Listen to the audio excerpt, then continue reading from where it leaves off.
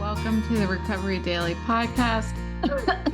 I'm your host, Rachel Bossy. I'm a grateful recovering alcoholic and stroke survivor. So apparently I need to make this podcast more exciting in the first 5 seconds. So that is not why I coughed, but we're going to give it a try. Not today, but we're going to figure it out. Because we want to go viral, people. We want to go viral. I don't know. I've been looking into what are ways that I can get more people to listen or keep listening. And I realize me droning on and on is not the most exciting thing in the world.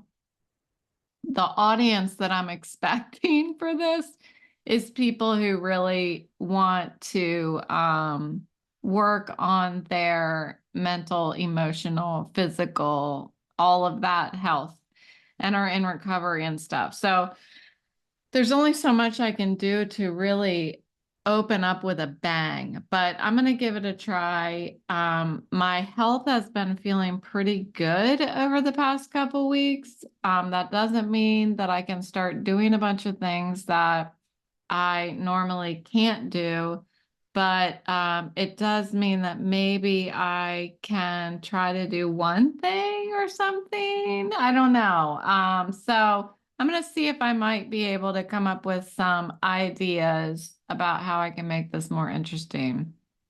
And me talking about how I'm going to make this more interesting is certainly not making it interesting. So let's get started. Today, I'm going to talk about lifting the obsession. So this was in my meeting this morning. Actually, in my meeting this morning, we were talking about literature. It was one of those boring meetings where we just talk about the program itself rather than our experiences.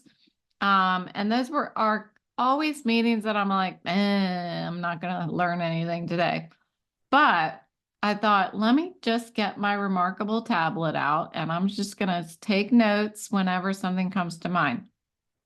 Of course, something came to mind because something's always happening up here. And what I was thinking about was how I had this obsession for alcohol before I entered into AA.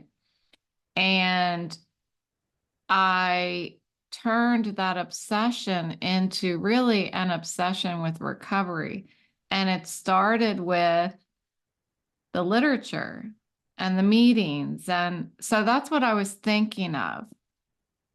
I'm also going to talk about some things that I've heard people share with me over the past couple years, newcomers.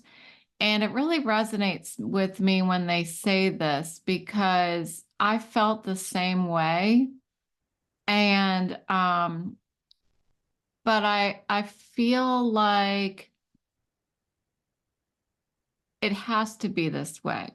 So this obsession with alcohol, let me make sure I didn't miss anything. We're going to explore why immersing ourselves in recovery activities is essential, especially in early sobriety, and how this approach of throwing yourself in full on, dive into the deep end, that approach really leads to a faster, deeper understanding of yourself as you're trying to get sober. So when I first got into recovery, my obsession was all consuming, which is most of the cases with people who come into the program. I hear lately people say, I don't want to go to meetings and listen to or read literature, call my sponsor. I don't want to do this stuff every day. I don't want to be thinking about AA and doing sobriety stuff every minute of my day because it makes me think about drinking. I can laugh about it because, well, of course it's making you think about drinking. What would happen if you weren't doing all of those things? What happened if you don't listen or read to the literature? What happens if you don't go to meetings or you don't call your sponsor? Well, you're still thinking about drinking, right? I mean, thinking about drinking is inevitable when the obsession hasn't been lifted. And that's what we call it in the program. We call it the obsession has been lifted. And I'm not really a huge fan of that phrase because it always made me feel like it alluded to some supernatural or divine intervention that just sucks the obsession right out of me, almost like you could see it exit my body. And that's just not how it worked for me. There are people who claim to have these like burning bush type, the obsession was lifted. Um, and maybe it did happen for them that way. That's not the way it happened for me. So what I had to do is replace the negative obsession, the obsession with drinking, the obsession with alcohol, with a positive obsession. And recovery became that obsession for me. And it's truly amazing that I just did this. I just did this sure, I had guidance. I had a sponsor. I was going to meetings, but nobody told me, okay, and then when you're driving to and from work, I want you to listen to the big book. And when you're at work, if you're doing something that's kind of monotonous, that doesn't require a lot of thought, I want you to log into an online meeting. This is before COVID, and they did have online meetings back then too, and listen to those. And nobody told me that I had to fill every minute of my day with an obsession with recovery, but I did it. I did it because it felt better to obsess about the solution than it did to obsess about the problem. And so I did. I attended meetings regularly. I did not go every day, not like I do now, because I was a full-time working woman with a 3-hour commute. And so I went to meetings probably three or four times a week, which is a lot. I wasn't consistent. Like not every week was I, going the same day every week because I had two kids. I have two kids, but back then they were um in school and playing sports or doing music. My son had gigs, my daughter had soccer games. So my schedule was changing. But I worked my meetings in where I could. And I knew all along that I had to go to meetings. Like those are not excuses to not go to meetings. I just have to rearrange my schedule to get the meetings in so that I can also be there for my children. So that is challenging, absolutely challenging. They say to build your life around your program and not work your program into your life. But I understand there are places where you've got to put other things first. You put your children first when it comes to being there for them and taking care of them and that kind of thing. So I was also listening to the big book to and from work. I used to listen to Elliot in the morning for years and I stopped. I started listening to the big book instead. And although it didn't make me laugh as much as Elliot in the morning did, it definitely felt better. in my soul than it did listening to Elliot in the morning. No offense, Elliot. No offense. I also listen to YouTube speaker meetings, which are nice to listen to, like when you're cleaning. Um, I listened to online meetings when I was sitting at my desk at work, and so much that the IT department contacted me and asked if I was intentionally streaming or not. Or, I guess they wanted to make sure that nobody was like hacking or anything. Um, and I said it's intentional, and they may have checked with my boss and everything. I'm sure he would have supported me. I think I told you this yesterday. Anyway, I was constantly thinking about drinking, you know, but I wasn't constantly thinking about getting a drink. I was constantly thinking about what drinking did to my life and why I shouldn't drink. I didn't know what I was doing at the time. I didn't have some grand scheme. I was really clawing my way through life, really. Um, but I realized that I needed to change what was going on up here in my head. And the only way I knew how to do that, because I wasn't yet familiar with how to pause, how to get quiet, how to meditate, how to be mindful. I didn't know any of that stuff. All I knew is that when you have a negative thought, you can replace it with a positive one. I can't think of two things at one time. So if I think about the program, then I won't think about alcohol or wanting to drink. So that's how I did it. It was very simple. It was not easy at all, but it was very simple.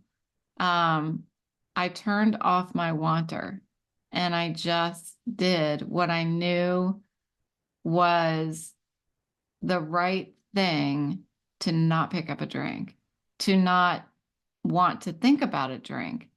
Um, Immersing myself in these recovery activities was the only way I could like rewire my brain and build these new healthier habits. I didn't know I was building new healthier habits. Sorry, I was making sure that my microphone was still working because uh it was being weird earlier.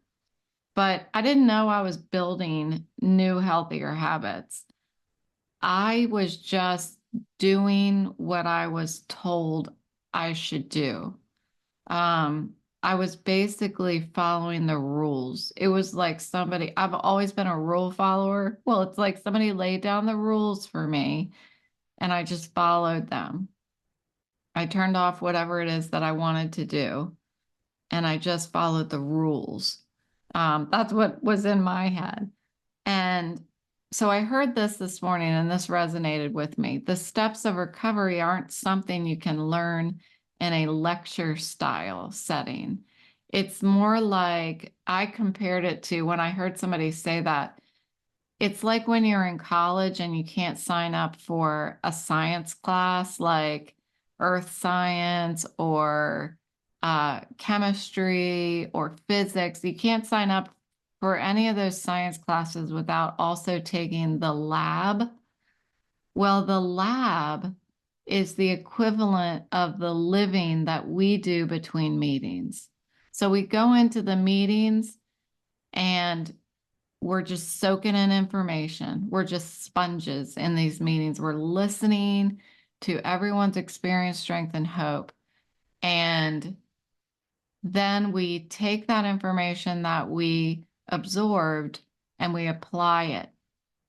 That's the lab, the living that we do between the meetings.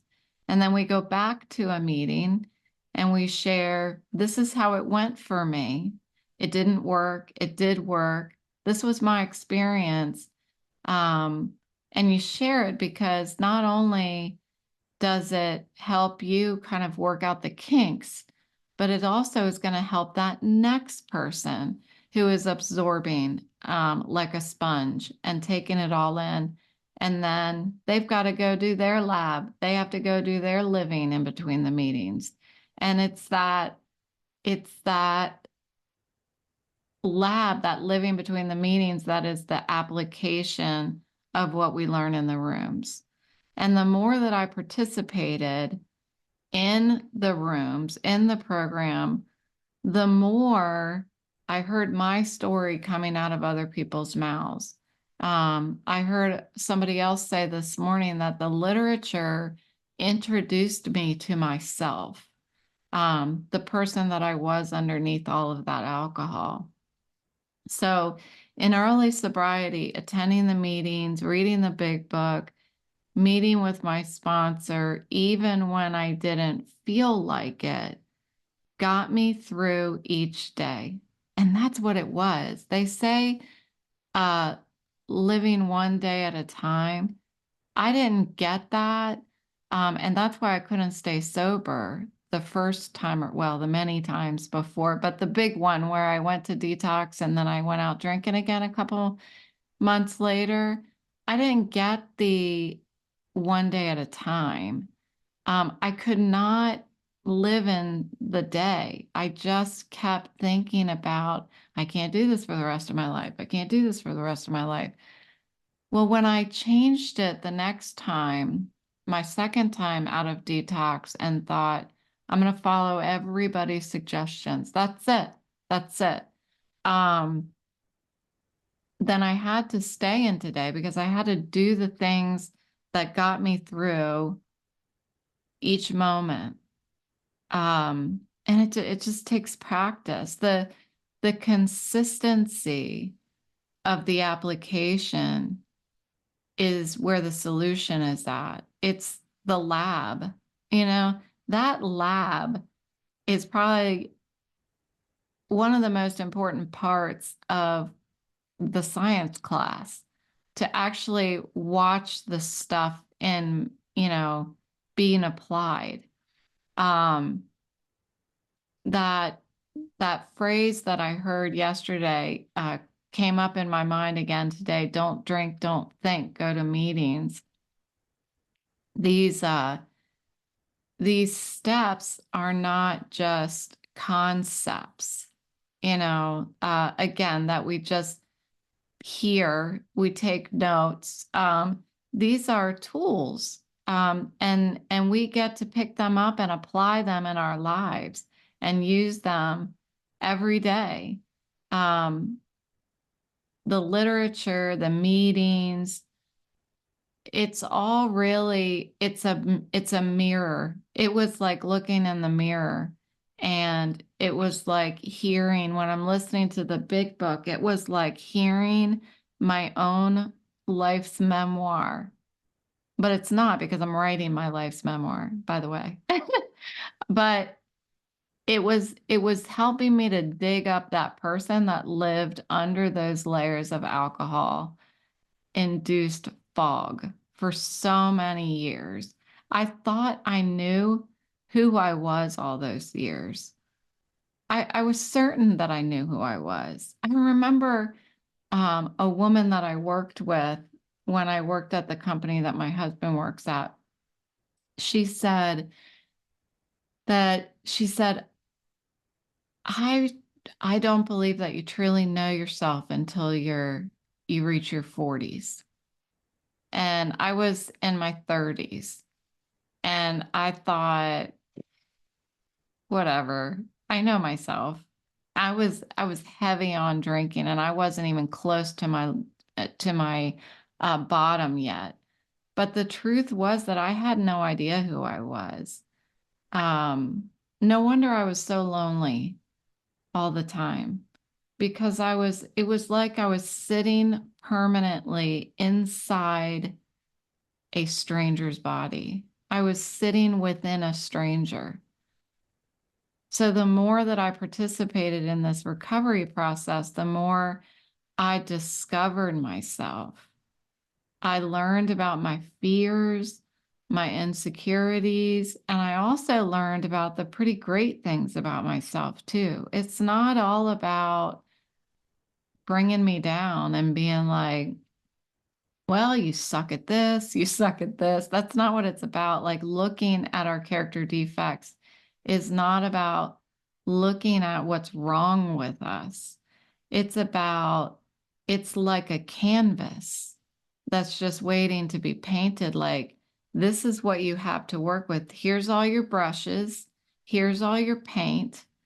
Now paint, now build this beautiful landscape of what your life should look like, what you want it to look like. Um, Again, it wasn't easy to do this. And I'm in year 8. Wait, what does it mean when yeah, I just finished year 8. So I'm in year 9, I guess. That reminds me that my Autumn's birthday was on July 6th, and I made this hat and everything for her, and I posted it on Facebook and Instagram. And I'd spent all this time making this adorable little hat with a tassel on, and I balanced it on top of her head and took a picture, and it's so cute. Look at it on Facebook. If you're not friends with me yet, befriend me, whatever they call it, follow me, whatever, like me. But anyway, on the hat, I put she was 3 years old, but she's not. She's 4 years old. So, yeah, I struggle with numbers. I shouldn't. I'm a math major, but so I stray.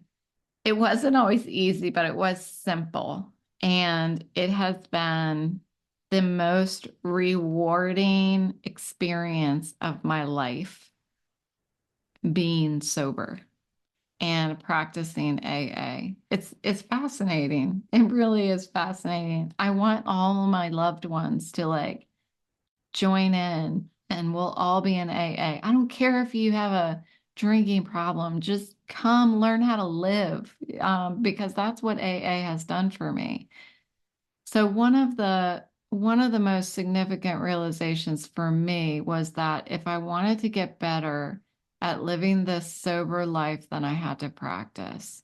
So in early sobriety, I started doing all of this stuff. I just started just doing what I was told. And in order to get better at it, just like any skill, um, it requires commitment and it requires constant effort, constant practice. I heard that this morning in today's meeting also. I'm stealing material here. But it's not enough to just go to meetings. It's not enough to pick up the big book and read a chapter. You need to go to meetings and share. Go to meetings and take notes. Go to meetings and show up early, like 5 minutes early, and talk to somebody before the meeting. Sign up for a volunteer to make coffee. Stay after the meeting and see how people are doing in all the other facets of their life. Read a chapter of the big book and call your sponsor. You know, it's really it's a deep commitment. It's not going through the motions. It is the obsession. It is the obsession that is equivalent to drinking. Only it's an obsession with making your life better. And I make it a daily practice, and somehow it clicked for me. The more I have done it, the more natural it becomes, the more these tiny little things that I heard early on are things that just come floating out of my mouth. Now, it's funny. I just had a memory bubble. I remember sitting in a meeting. I was only like 3 months sober or something. And I was sitting in a meeting and I was listening to these people sharing. And I remember thinking, if I stay in this program one day, I'm going to sound that confident. That's what I thought. And here I am. That's pretty amazing. And I still can't believe I've been able to do this for 8 years. Sobriety, I'm not the first one to say this. So I feel like somebody else has actually quoted it, but sobriety is the longest thing I've ever done consistently in my life. Um, so how can you turn your obsession with alcohol into an obsession with recovery? Immerse yourself, attend meetings regularly, read literature, stay in contact with your sponsor. I don't even take my own advice. The sponsor thing, I do text my sponsor regularly, but I just have never been good at picking up the phone and calling, but I'm not giving up on myself. I'm doing better now than I ever did, and I'm 8 years sober. So it's some things I'm a slow learner at, but make recovery activities a central part of your daily routine, even when you're a mom. Um, I didn't really know ways that I could do even more things when I was being a mom. Um, because I wanted to make sure I was the best mom that I could be also. So there is kind of an internal battle that happens when you're a mom and you also are trying to make recovery a central part of your life. So I get it. I know that it's a battle, but it's achievable because I've done it. And I would love to talk to you about it if you're struggling. So you can email me if you'd like. My email is rachel@recoverydailypodcast.com, or you can go on my website. And daily practice, engage in these recovery activities every day, and you'll be amazed at how you just start to build these new habits and reinforce positive behaviors if you just keep doing the same thing over and over again. Honestly, you don't have a choice. That's what we are made to do. We do things repeatedly, and we are creatures of habit. We become good at them. Use the literature and the steps to look inward and reflect on how you can apply these things to your daily life. If you're not sure about something, call your sponsor or call a friend in the network, or bring it up in a meeting. That's a good reason to show up to a meeting beforehand or afterwards and ask somebody something that you heard in the literature that you're not quite sure about, or, you know, whatever. As much as you can communicate, open your mouth and let all that stuff out of your head, out of your dark place. And then even when it's hard, turn off your wanter and just do it. Like Nike, just do it.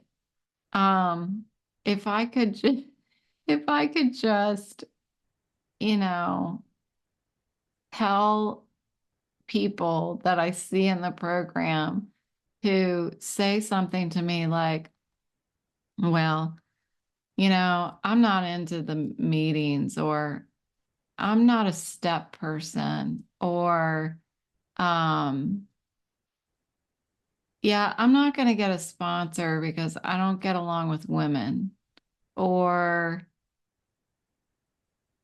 uh, F word God let me down, like these are all excuses. These are all brick walls that you're putting up, and they're standing between you and your sobriety. If I could just go up to these people and just grab them by the shoulders and shake them and say, just do it, I would, because that's what you have to do. It doesn't matter what you want to do. It doesn't matter what you want. What you want goes out the door. What you want, what was killing you, what you want was ruining your life, and you were slowly committing suicide. It doesn't matter what you want, you do it. You just do it. You stay committed and you just do it. How many times can I say that?